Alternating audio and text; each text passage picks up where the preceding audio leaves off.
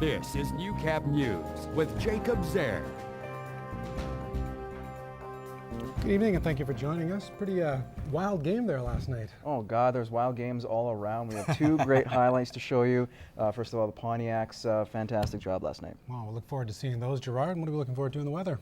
Well, just a bit more of the same. A mix of sun and cloud is what we saw today, and it's going to be an ebb and flow of cloud cover with some wind, just as we had today moving on in. We actually got to a high of +1 today, but we've cooled off to -2 at the moment. We got there just at about 1 o'clock. The winds generally during the course of the day have had that westerly heading west-southwest, and at the moment they're coming out of the west where some of the warmer air is, thanks in part, of course, to the jet stream moving into our area. So we're coming out of the west at about 24. The wind chill, however, it feels like a -8. We compare it now across the region, -1 in Cold Lake and area with clouds building up and running about a 30% chance going into tomorrow of seeing some precipitation. The Battlefoods, as I said, a mix of ebb and flow of clouds later on this evening. The details are on the way a little later in the cast.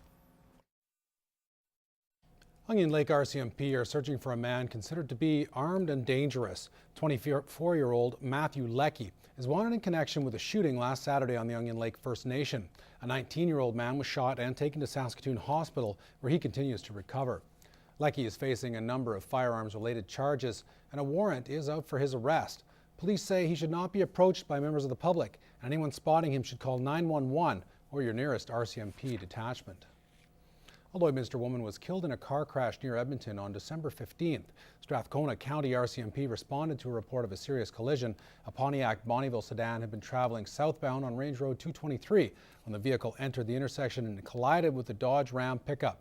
The driver of the Pontiac, a 50-year-old man, was transported by Stars Air Ambulance to an Edmonton area hospital with life-threatening injuries but is recovering. The lone passenger in the Pontiac was rushed to an Edmonton hospital by ground ambulance with life-threatening injuries and was pronounced dead a short time later. Her name was initially withheld, but next of kin notifications have now been completed, and the woman's name is Debbie Bowles, aged 39. Alcohol and speed are not believed to be contributing factors in this collision. The holidays are generally the happiest time of the year, but for those experiencing domestic abuse, they're anything but joyful and merry.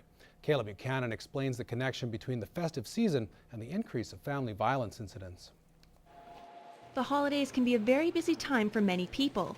The added seasonal pressures can cause stress in the home, and unfortunately, that stress can lead to domestic violence. Jennifer Hoberg of Midwest Victim Services says it's not uncommon to see a rise in the number of family violence cases during the holidays. I think that there often is a greater number of domestic violence incidents around this time of year. I think during the holiday season we're all a little bit stressed out. It's kind of overwhelming making all those preparations, and particularly for people who might be struggling financially. I think that this time of year can be especially difficult. So we do see a little bit of a rise in things like family violence. A new Sun Life financial survey taken prior to the holidays says that over a third of Canadians are feeling more stressed out this year. Across the country, more women than men are feeling the strain, and younger people as well are feeling more pressure this year. Across the prairies, over a third of adults in Saskatchewan are more stressed over finances. In Alberta, that number's 31%. And the prairie provinces did report lower levels of job and economy-related stress when compared to BC and Ontario. Rising stress levels combined with holiday anxiety can lead to the increase in violence.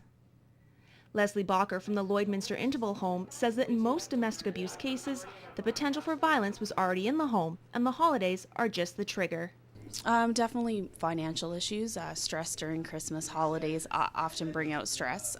We also have addiction issues as well. People consume alcohol, drugs during the holidays maybe, and it may cause increase in risk situations.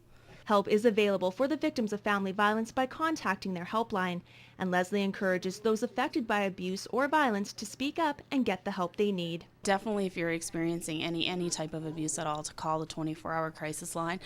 You don't have to give your name if you're just wanting some information, referral services, those types of things. There's someone there to provide that information 24 hours a day. Kayla Buchanan, Newcap News.